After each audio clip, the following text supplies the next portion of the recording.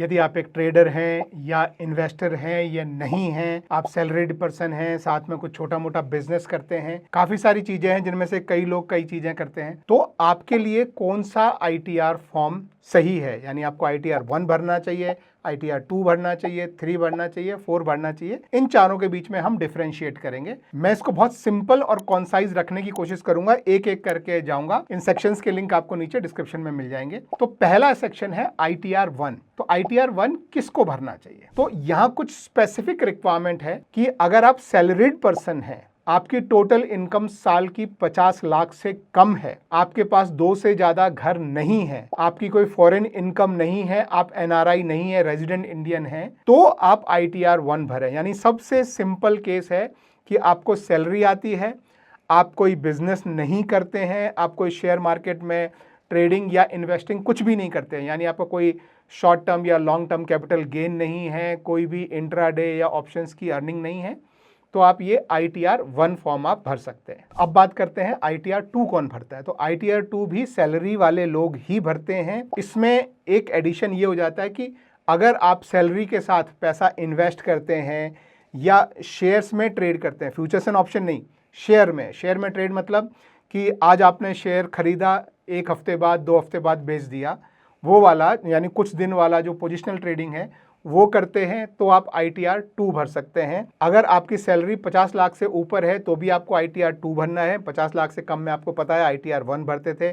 इसके अलावा आप यदि किसी कंपनी में डायरेक्टर हैं या इंडिया के बाहर से आपकी कोई इनकम है या इंडिया के बाहर आपका कोई एसेट है, तो भी आपको ITR 2 भरना है। ITR 2 कौन नहीं भर सकता है? जो लोग स्पेकुलेटिव ट्रेडिंग करते हैं यानी इंट्राडे ट्रेडिंग करते हैं, जो लोग फ्यूचर्स एंड ऑप्शन में ट्रेडिंग करते हैं, या कोई किसी भी तरह का बिजनेस चलाते हैं और उस बिजनेस को बिजनेस इनकम करके दिखाते हैं, वो ITR 2 या ITR 1 नहीं भर सकते। बीच में कुछ एग्रीकल्चर वाले भी आते हैं जो पूछते हैं कि एग्रीकल्चर इनकम अगर कुछ है हमारे काम के साथ यानी कुछ सैलरी के साथ, तो कैसे करें? तो अगर सैलरी के साथ आपकी एग्रीकल्चरल इनकम है और वो एग्रीकल्चरल इनकम 5,000 से ऊपर है, तो भी आपको ITR 2 भरना पड़ता है, आप ITR 1 नहीं भर सकते। तो हमारे सारे ट्रेडर बंधु और इन्वेस्टर्स जो फ्यूचर्स एंड ऑप्शन में ट्रेड नहीं करते हैं वो ITR 2 ही भरेंगे। अब ITR 3 किसके लिए है? तो हमारे सारे जो भी फ्यूचर्स एंड ऑप्शंस के जो ट्रेडर्स हैं उन सबको ITR 3 भरना है। ITR 3 होता किसके लिए है? ITR 3 है बिजनेस इनकम के लिए। और आपकी फ्यूचर्स एंड ऑप्शंस या इंट्राडे ट्रेडिंग को हम स्पेक्युलेटिव बिजनेस इनकम बोलते हैं, वो भी आपके इसमें आता है। आप फ्यूचर्स एंड ऑप्शन में ट्रेडिंग करते हैं, वो भी आपका बिजनेस होता है।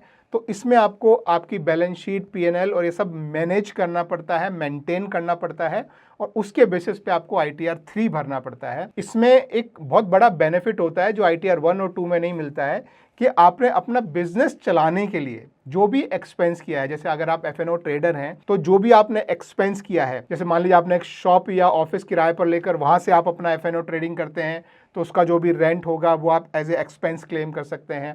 आपने इंटरनेट लिया है अपनी ट्रेडिंग करने के लिए, वो इंटरनेट का खर्चा आप एक्सपेंस क्लेम कर सकते हैं। आपने फ़ोन का एक कनेक्शन लिया हुआ है अपनी ट्रेडिंग करने के लिए, आप उसको भी एक्सपेंस आउट कर सकते हैं। तो कोई भी खर्चा जो आप अपनी ट्रेडिंग के लिए, जो आपकी बिजनेस के लिए आप यूज़ कर रहे हैं, उसको आप एक्सपेंस दिखाकर अपने टोटल इनकम में से उतना कम कर सकते हैं। जो कैपिटल एक्सपेंसेस है, जैसे मान लीजिए आपने कोई लैपटॉप लिया या आपने पूरा एक ऑफिस ही खरीद लिया ट्रेडिंग करने के लिए, तो उसको आप ओवर द ईयर्स आप उसको जो है डेप्रीशिएशन भी आप उसका क्लेम कर सकते हैं।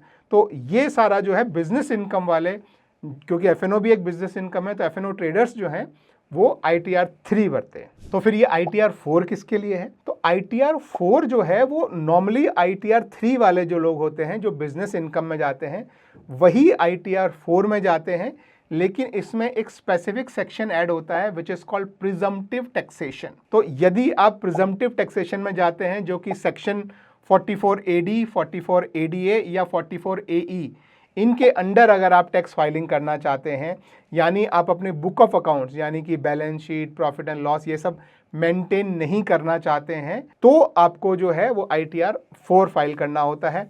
नॉर्मली मैं कभी ITR 4 नहीं फाइल करता हूँ, मैं हमेशा ITR 3 फाइल करता हूँ। मैं F&O ट्रेडर हूँ और मैं मेरी बिजनेस इनकम को जो है वो ITR 3 में डिक्लेयर करता हूँ। अगर मुझे कुछ लॉस होता है तो वो लॉस भी मैं अगले 8 साल तक कैरी फॉरवर्ड कर सकता हूँ ITR 3 में, तो मैं वही यूज़ करता हूँ।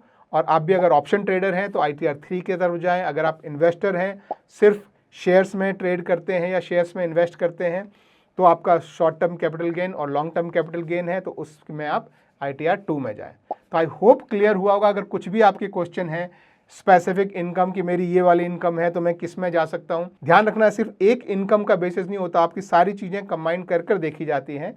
तो कुछ भी क्वेश्चन हो तो आप नीचे कमेंट में मुझसे पूछना, I will be more than happy to answer them.